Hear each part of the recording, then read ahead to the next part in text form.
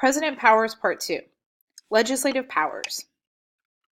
Even though the framers of the Constitution intended there to be separation of powers, the legislative branch would write laws, the executive branch would execute those laws or carry them out. The presidency has been enhanced beyond its expressed constitutional powers given to it when it comes to legislative legislation, and he has acquired more control over the policy agenda. So we're going to look at that evolution of powers. Look at who or what the president can do according to the Constitution, and what has he done to acquire more. So the formal legislative powers, the first thing I want to highlight is in Article 2, the president is responsible for delivering the State of the Union to a joint session of Congress. So the House and the Senate come together and listen to the president, give them an update on how our union is doing. So is the state of our union strong? Are we on the right track? Is there something that we need to work on? Are we on the right track, but we could do better? Now, what that has evolved into is the president using that as a forum to push his administrative agenda or his legislative agenda.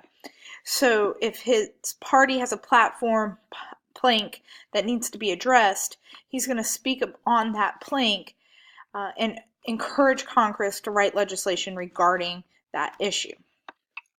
Article 1 includes outlines how a bill becomes a law, and at the very end of the how a bill becomes law process, you have the presentment clause. The presentment clause means that all legislation that is written must be presented to the president for him to either sign or to veto. So those are his constitutional powers when it comes to what can he do to legislate. And he can also call special sessions of Congress. Of course, like if Congress isn't working on a piece of legislation or they've gone to the recess and there needs to be emergency legislation written, he can bring them in.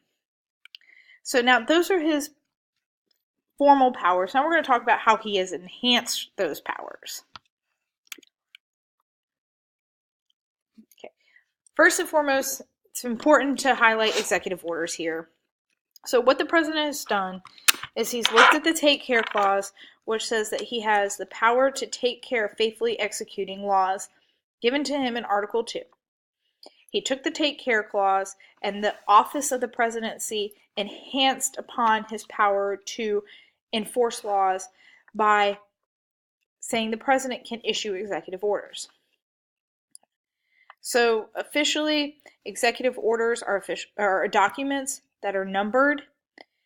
So they're numbered by president, starting with George Washington.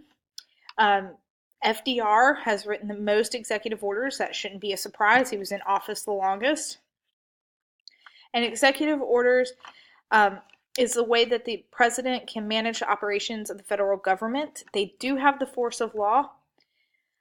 And the thing is that if the president can't seem to push his party's platform agenda through Congress, he can resort to executive orders. So here is a breakdown of the history of the Deferred Action of Childhood Arrivals executive order. So President Obama signed the executive order for DACA because he wasn't able to get Congress to actually pass it through law. And then DACA, the last day to apply for DACA protection was in 2017, because the thing about an executive order is that when a new president comes in, the executive order can technically be overturned by the new president. So Trump has overturned DACA.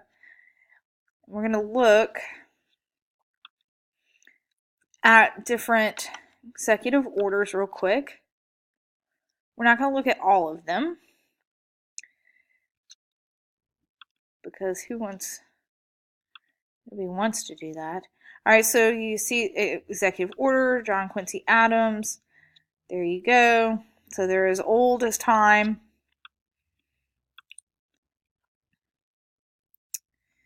And then,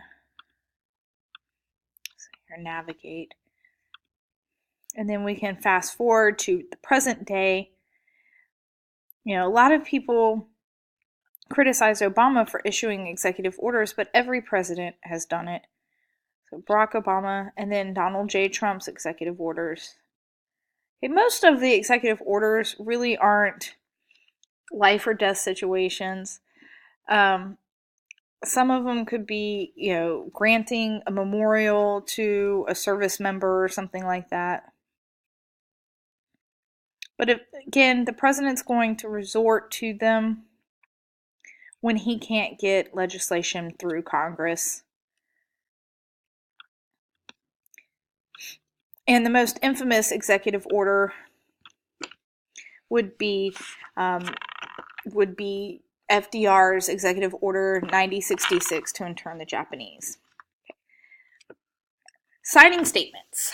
Okay, so a signing statement is another kind of thing that the president uses to manipulate the intention of a piece of legislation that's gone through Congress. So the president signs a bill, and then he'll issue a signing statement. And what the signing statement does is it's kind of like the president's interpretation of the law. So he'd say, okay, here's the law that Congress wrote about civil rights. I interpret it to mean the civil rights of Black people, not Latino people. So I intend to enforce it to protect just Black people. Okay, so that would be what an example of how a president could manipulate what Congress intended for the law to be through issuing a signing statement defining how the president intends to enforce it. Of course, the president, and we've talked about this in a couple of classes, the bully pulpit. So the president's going to use his bargaining and persuasion powers to lobby Congress to get his policy agenda passed. He's going to use the threat of the veto. The threat of the veto is going to work best when he knows that Congress doesn't have the support to override a veto. So the president, if the Congress can override a veto, then it's not going to work. The threat of the veto is not going to work. Or if it's divided government, the threat of the veto doesn't have as much power because the opposing party really doesn't care what the president has to say about a piece of legislation. So if the Republicans lost control of Congress in 2018 and we had divided government, and President Trump kept on telling Democrats in Congress that he was going to veto a piece of legislation that they put on his desk, they'd be like, I don't care, man. Veto it. We're going to make you look like you're blocking progress. Okay. We're going to put the onus of gridlock on your shoulders. So it only really threatening to veto works best if Congress is your party and you know that there isn't widespread support for overriding your veto. Okay, why is it important for presidents to pass their agenda? Well, you can't fulfill your policy promises that you made on the campaign trail unless you get your legislative agenda through. So presidents are policy agenda setters. A policy agenda setter, when you are a president, you have to protect your voting bloc. You have to protect the coalition of voters who supported your party during the last election, because you have to make sure that you secure re-election for your congressional party members and secure re-election for a second term. In order to do that, you have to make good on the promises so you keep that coalition of support in place. That also means that you have to make nice with members of Congress. Maybe don't tweet bad things about them, but try to build a coalition of support so they're willing to work with you and they're willing to put legislation on your desk that mirrors your promises that you made during the campaign trail so you can get reelected and so they can get reelected. Also, presidents are visionaries. They do come to office with ideas of how to make this country better. Hope and change, make America great again. I don't doubt that these men who run for office and win office really think that they can make this world a better place or this country a better place. So they have packages of policies or ideas, and sometimes they give them clever names. So like you have JFK's New Frontier, which was really kind of defining what the Kennedy administration would do with foreign policy. You have LBJ's Great Society, which was a domestic policy plan to end poverty and therefore create not only economic equality but social equality and racial equality in the United States. And then you have FDR's New Deal policy, which was going to help alleviate the effects of the negative effects of the Great Depression. Right, so how does this compare to the framers' intent? Okay, this is not at all what the framers had intended for the president. Again, the number one job of the president was to check Congress, which was supposed to be the policy agenda setters, and to maintain national security to keep us safe. The fact that the president now does this has a lot to do with the fact that he gets more media coverage, and that the office of the presidency and the people who have held that office have been able to take the legislative powers and expand them to incorporate a lot more control over the outcome of public policy in the United States. Okay. Just kind of tacking this on, this doesn't really fit in legislative agenda, but this is kind of the last of the enhancing of presidential powers, the idea of executive privilege.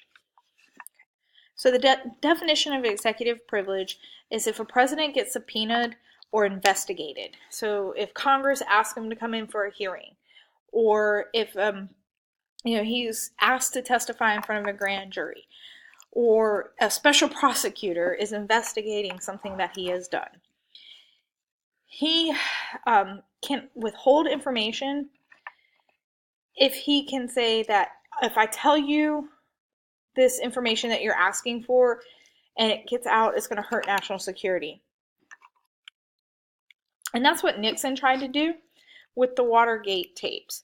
So Nixon was asked to give up anything that tapes that were recorded at the White House that might prove that he had involvement in the Watergate scandal. And he evoked or tried to evoke executive privilege, saying, I can't let those go. We're in the middle of the Vietnam War. There's stuff up there that's going to be sensitive to national security. So the United States sued him. And the Supreme Court said, look, you can't use executive privilege to obstruct justice if you're being investigated. What we can do is we can make sure that national security is protected. But the prosecutor can make a case saying that the information that the president needs to divulge is essential to the justice of the case. And it's really difficult for the president to use executive privilege unless he can tie it directly to how the information being withheld could harm national security. So it's kind of a touchy issue. But with Nixon, it was determined that he would have to hand over the Watergate tapes, that wouldn't be protected under national security. He knew that if he handed over the Watergate tapes, he would be donezo. And then we go, leading to his retirement. Peace out, Nixon. All right, so that's presidential powers.